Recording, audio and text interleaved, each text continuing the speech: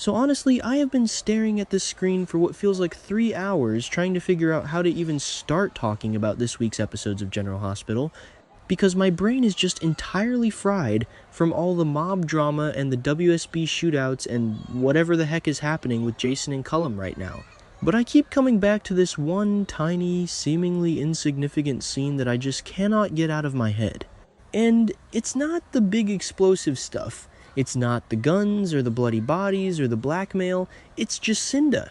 Specifically, Jacinda sitting with Christina and dropping what might be the most revealing line of dialogue we have gotten from her in months. You guys know what I'm talking about. The expensive luggage comment.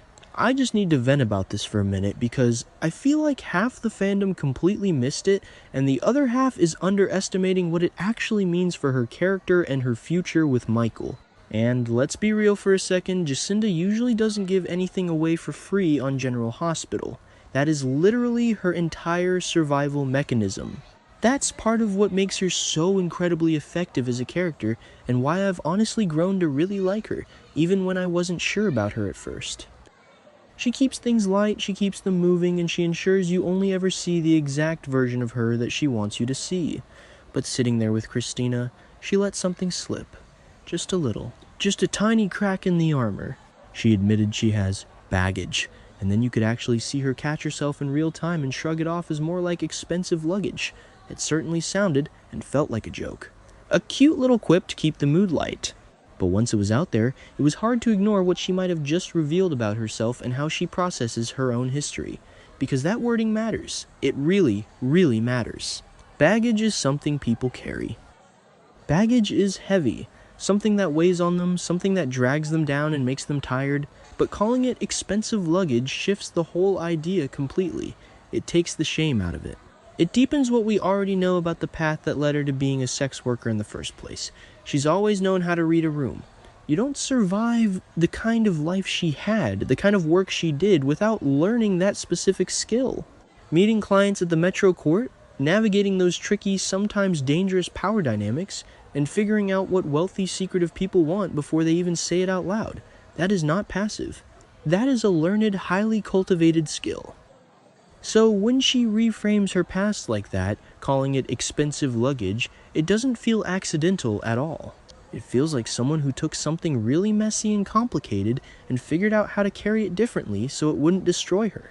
She wasn't exactly hiding her past. She just manages how it's brought up in conversation. She controls the narrative. And that's where it gets really interesting to me. Because if she can package her past like that, if she can wrap it up in a neat little designer bow and present it as a joke, then there is probably way more to it than she's letting on. People don't get that good at controlling the narrative without a reason. They just don't. They learn to do that because they have to, because if they don't control the story, someone else will use it against them. And now she is with Michael Corinthos, which is a whole other entirely exhausting situation, but we have to talk about it. She's in a completely different world now, with different expectations, where that past doesn't quite fit as easily as it did when she was just a mysterious woman at the hotel bar. You can already see the tension around it, especially with Olivia. Oh my god, Olivia. We have to talk about Olivia bringing up who Jacinda used to be and what that meant. Because a few episodes ago, Olivia literally walked in on Michael and Jacinda butt naked at the Quartermain Gatehouse. Naked! At the gatehouse! I mean, what were they thinking? Anyone could have walked in. And of course, Olivia did walk in, and she completely lost her mind. She went full pearl clutching, screaming about how Leo or Wiley could have walked in on them. Which, okay, fair point, that would have been traumatizing for the kids. But Olivia didn't just leave it at that. She took it straight to the Quartermain family meeting and started causing a massive fuss, tattling to Tracy of all people. And Tracy, of course, is always looking for a reason to judge someone. So now Michael is on the defensive, standing there in front of his family, trying to defend his relationship with a former sex worker to the most judgmental people in Port Charles. He looked so remorseful, telling Tracy that if he's failed at protecting the kids, things need to change. But here is the thing about Jacinda in all of this. She doesn't shrink from it. She doesn't cower. She doesn't let Olivia's judgment or Tracy's glaring stares break her down. She adjusts and keeps moving. She knows exactly who she is, and she refuses to let these wealthy, entitled people make her feel dirty for doing what she had to do to survive. Which raises the bigger question. If this is what she ordinarily likes to share, if she's comfortable enough to stand her ground against the Quartermaines and joke about her past with Christina, then what could she still possibly be holding back? Because that line about the expensive luggage wasn't just a joke or a cute reference, it was a tell. It was a massive, flashing, neon sign of a tell, and it might end up meaning more than anything she's said outright so far. Because the spoilers for the next couple of weeks are saying that Jacinda is finally going to open up to Michael and share some deep details about her history. Why now? Why is she suddenly ready to talk? I've been racking my brain trying to figure out how this all connects, and I keep coming back to the Delilah mystery. You guys know Delilah, the woman who died and left baby Jane Doe, who Brooklyn is now calling Phoebe at the hospital. Delilah had all those connections to Chelsea and Soho art galleries in her luggage. Luggage. Expensive luggage. Am I crazy? Am I reading way too much into the word luggage? Maybe. Actually, yeah, I probably am. Okay, that sounded dramatic, and maybe I'm connecting dots that aren't even there, but you get what I mean. The writers on this show love to drop these little breadcrumbs. What if Jacinda's past in the sex work industry is somehow tied to Delilah's past? What if they ran in the same circles? Jacinda knows the high-end clients. She knows the wealthy art gallery types who would frequent the Metro Court. If she has a connection to Delilah, that changes everything. That gives her a direct tie to the baby that Brooklyn and Chase are currently trying to foster. That pulls her out of just being Michael's controversial girlfriend and puts her right in the center of a massive canvas-wide mystery. But even if it's not connected to Delilah, there is still the Christina factor. And honestly, this might be the messiest part of the whole storyline. Christina is clearly, obviously, developing a massive crush on Jacinda. It is so painfully obvious. Christina is struggling with her evolving feelings, spending all this time with Jacinda as they get ready for the grand reopening of Charlie's pub. And Jacinda is smart. Jacinda reads rooms. There is absolutely no way she doesn't know that her boyfriend's sister is crushing on her. She has to know. She's too observant not to. So why is she engaging? Why is she sitting there with Christina, dropping lines about her expensive luggage and letting her guard down? Is she just being friendly? Or is she playing a game? Sometimes I second-guess myself and think, maybe I'm being too harsh on Jacinda. Maybe she genuinely just likes Christina as a friend and doesn't realize she's leading her on.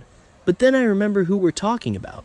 This is a woman who made a living reading the desires of others. She knows what Christina is feeling. She knows, she knows, she knows.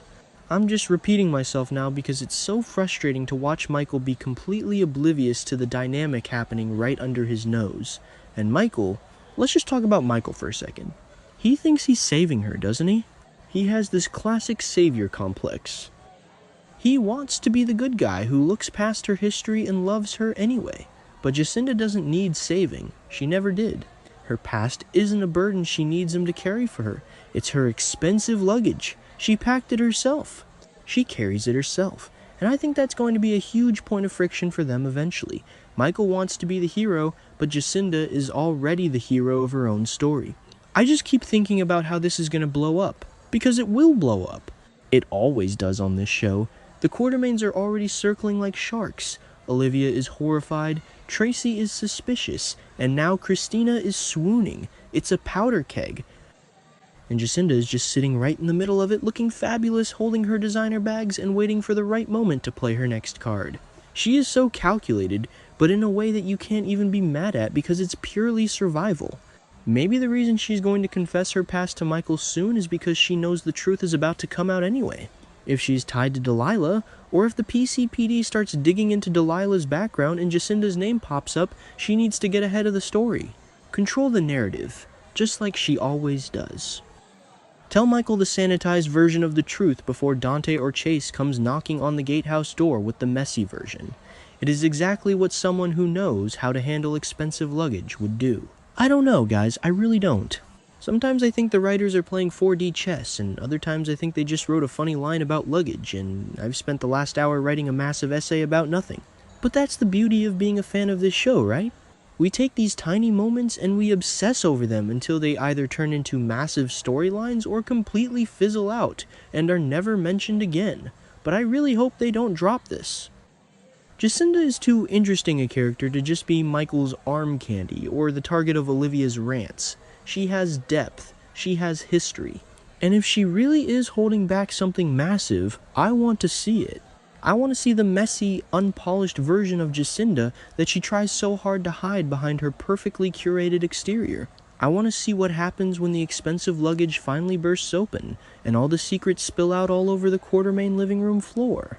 Because you know Tracy would have an absolute stroke, and honestly, I would pay good money to see that. Anyway, I need to wrap this up before I start rambling about Jason and Cullum again and give myself a migraine. But keep an eye on Jacinda, keep an eye on Christina, and for the love of everything, someone please tell Michael and Jacinda to lock the door to the gatehouse next time. We do not need Olivia having another meltdown in the Metro Court lobby.